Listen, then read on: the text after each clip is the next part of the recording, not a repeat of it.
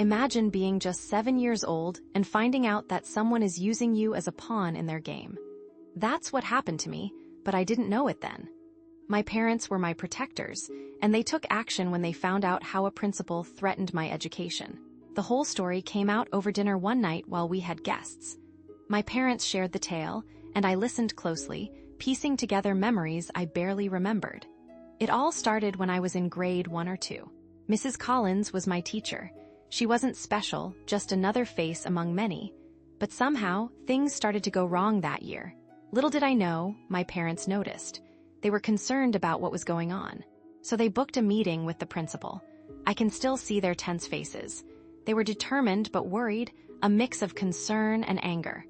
In that meeting, the principal smiled at them but spoke with a darkness beneath his words.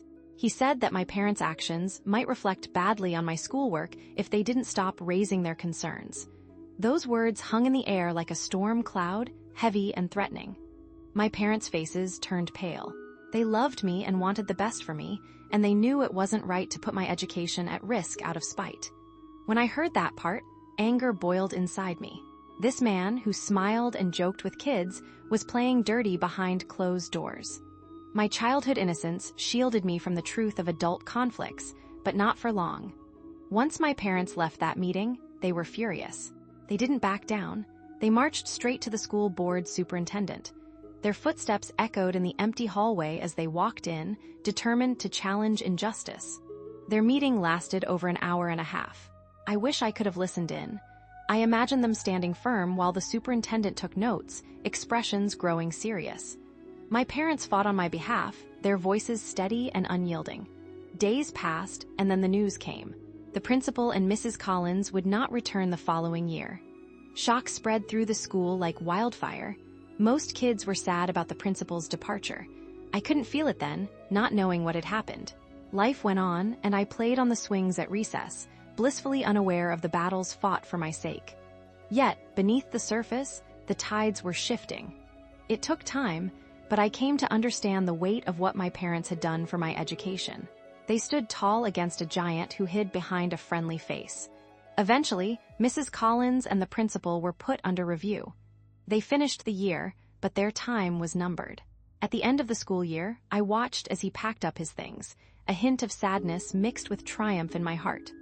On the last day of school, friends waved goodbye, not knowing the story that hid in the shadows of their smiles. I wonder if they ever found out. As I left that playground, I feel grateful to my parents for their fierce love and determination. They taught me a valuable lesson about standing up for what's right, even against those who seem untouchable. A threat to my education turned into a lesson about justice and love. The sunlight filtered through the trees, casting shadows on the driveway. I leaned against my car, watching my wife and our 2 kids pile into her vehicle. They laughed, but something felt off. It was early 2000s, and I was starting to suspect something wasn't right. My kids, just 4 and 6, chatted about staying with her parents. That wasn't strange, but it became a routine, 2 or 3 times a week. Something felt wrong. I asked her about it. She shrugged and said it was nothing. Her eyes avoided mine. That night, I began tracking her mileage. Days turned into weeks, and I could see the numbers climbing. 400 extra miles a week. I felt a knot in my stomach. I needed to dig deeper. Then one day, I noticed a sticky note on the computer. Her AOL password stared back at me. I hesitated but couldn't resist. As I logged in, my heart raced. I found emails between her and her college friend. They joked about an ex-boyfriend, and my wife's words cut deep. She was with him.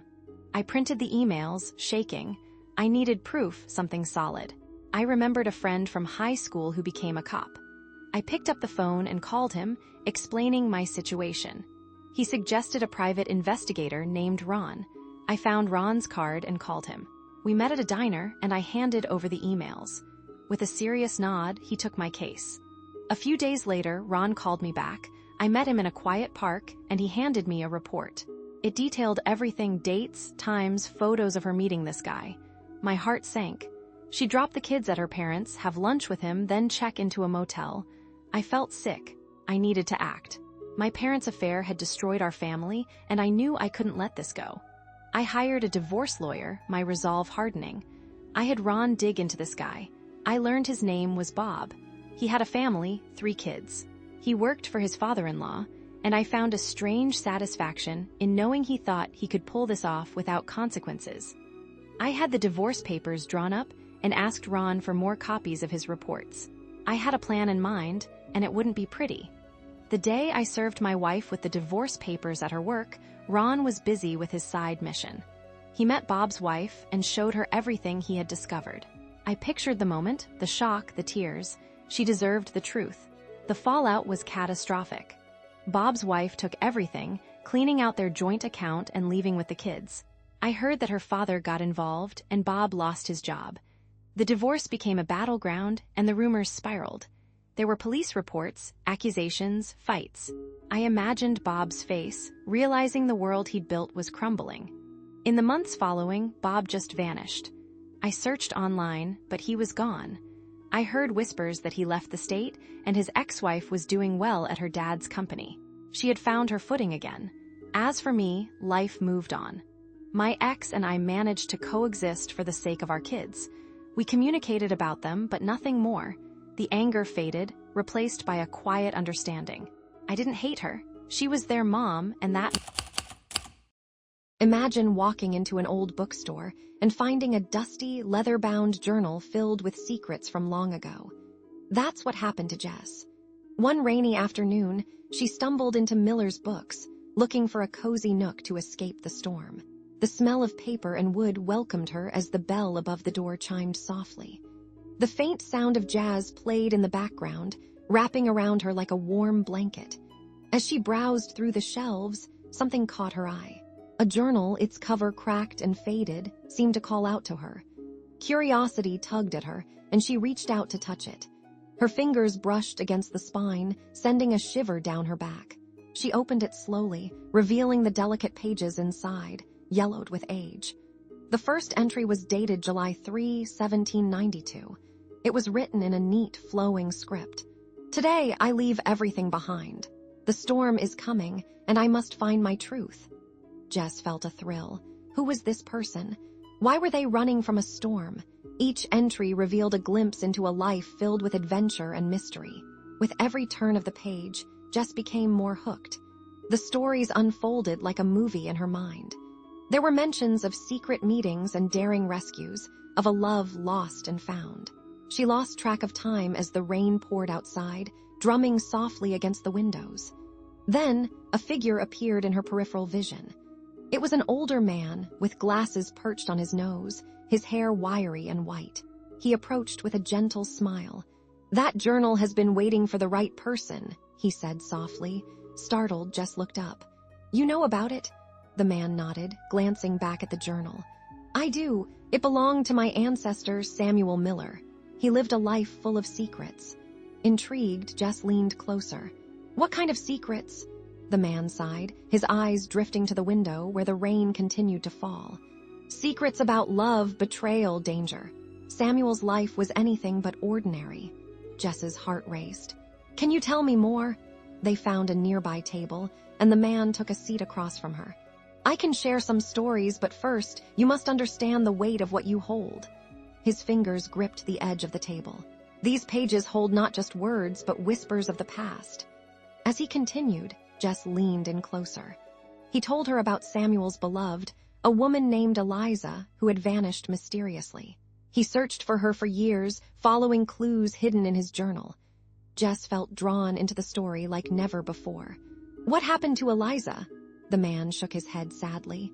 "No one knows, but Samuel's search left a mark on the family. Each generation wondered if they would find her. That idea inspired many to seek their own truth." Jess's mind whirled with thoughts. "Maybe I can help find out what happened. There has to be more to this." The man chuckled softly. "Be careful, for searching for the truth isn't easy. Sometimes what we find leads to more questions than answers." Jess felt the weight of his words. "I'm ready for it," she replied with determination. The older man smiled, clearly impressed. "Then let us uncover the past together." As they began to discuss Samuel's next clues, Jess could barely contain her excitement. They pored over each entry, connecting dots and tracing old trails. The rain gradually lessened, but the spark within Jess grew stronger. Hours passed as she immersed herself in discoveries. They talked about the towns Samuel visited and the friends he met. With each revelation, she felt Samuel's spirit guiding her, pushing her forward. The bell above the door jingled once again, but Jess didn't look up. She was too deep in the tale. The bookstore felt like a sanctuary. "Look," the man said suddenly, pulling Jess from her thoughts. He pointed at a line in the journal. "Here, Samuel mentioned a hidden place in the woods near the river. He thought it might lead to Eliza." Jess's heart raced. "We have to go there." The man's eyes sparkled with excitement. "Tomorrow, we will search it out." As she left the bookstore that day, the world felt different. The rain had stopped, and a soft breeze brushed against her skin. Jess glanced back at Miller's books, knowing she was now part of a bigger story. A mystery was waiting for her, and she felt ready to dive in. Tomorrow would be an adventure, one that could change everything. As night fell, Jess lay awake, thoughts whirling in her head. She dreamed of Samuel and Eliza, two souls linked by fate, histories intertwined. With a smile, she closed her eyes, eager for the journey that lay ahead.